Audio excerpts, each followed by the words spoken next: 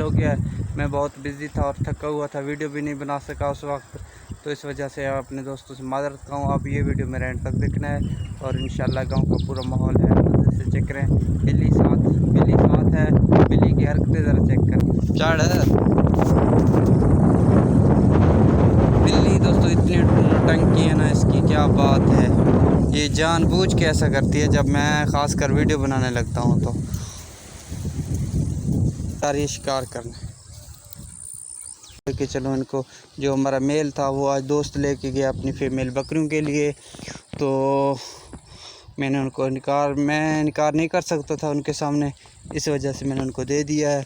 वो जो सामने आप दोस्तों को नज़र आ रही है ना, वो आम है। इंशाल्लाह एक दिन ये भी फल देगा, ज़रूर देगा। और जैसे कि आप दोस्तों को पता है, ट्यूबवेल ख़राब था कुछ दिनों तक, तो आज इसको बनवाया। ये देख रहे हैं कस्सी में पानी वगैरह भी है, तो ये घास इस वजह से खुश्क हो रही है, तो इंशाल्लाह इसको खुश्क होने नहीं दूँगा, तो इसको इंशाल्लाह खुश्क होने नहीं दूँगा क्योंकि अभी चल गई है। वो मर्सी का उसका मसला था, जिसे मोटर भी बतौर कहा जाता है।